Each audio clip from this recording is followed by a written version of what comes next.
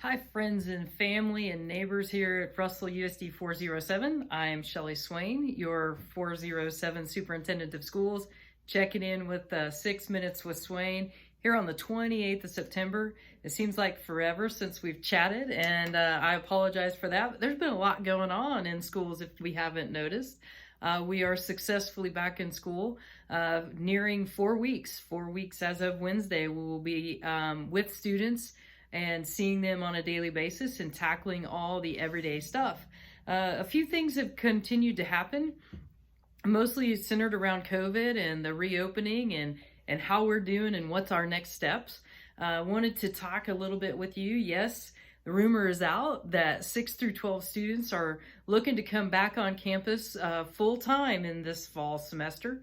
There's truth in that. We started discussing a re-entry plan based in a conversation with Russell County health officials that said they really truly believe that the way we've isolated our schools and controlled the ripples and controlled the glitter allows us to really consider that.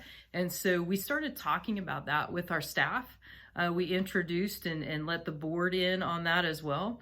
And now we're able to let our community in on that and say we're looking at some things for the start of Q2, which is the week of November 2nd.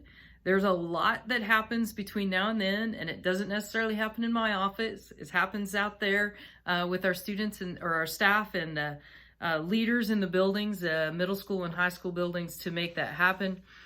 We believe that we want the ability to teach socially and emotionally for our students on a full-time basis. Yes, we believe in the academics piece of that. We know and are absolutely concerned with the health components of that, but we do want to take the advice of our county health officials, and the advice of our county health officials is you can look at that. And so we're looking at that. We're kind of excited about it.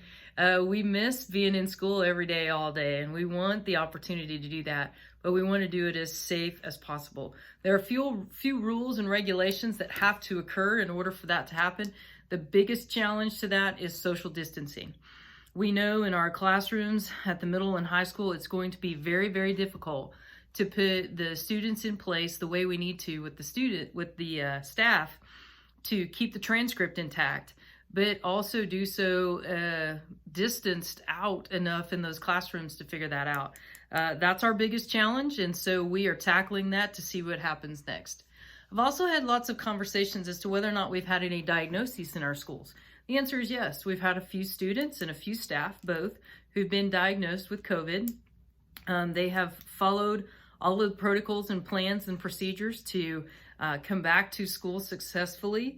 We have helped and partnered with Russell County Community Health Department and been able to contact trace all of those folks who need to be highly concerned. And all of that communication does not happen from the school. It actually happens from the county health department.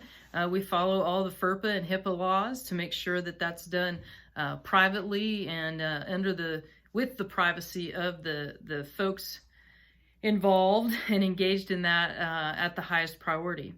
Our plan has worked because what we know is our classrooms have been minimally impacted by some of those diagnoses. We know that not all students have been free from those diagnoses. We also know that not all staff has been free from quarantine due to student and staff diagnosis, but we're working at a good pace. It is working for the most part.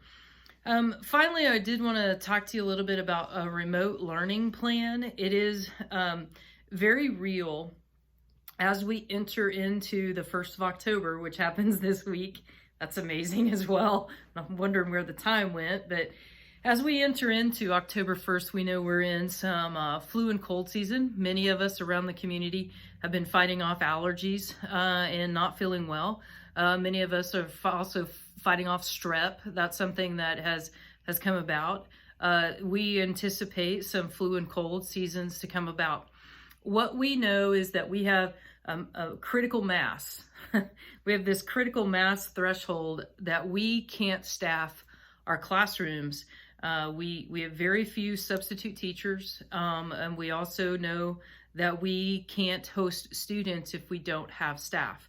And so please be aware, and I would challenge you as a family to put a plan together in case you get a phone call on a Tuesday night at 9 o'clock that says USD 407 building A cannot have school tomorrow due to staffing issues, so that you can enact your plans just like we have several plans here at the school. I would encourage you to have several plans at home. I wish I could give you a great idea and what that crystal ball looks like.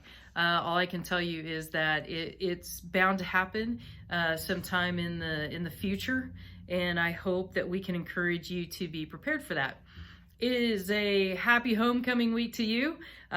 We've exemplified a tremendous amount of flexibility because nobody ever changes homecoming week, but we changed it this year because our students and parents asked us to be more prepared, and so we did that. Kudos to RHS.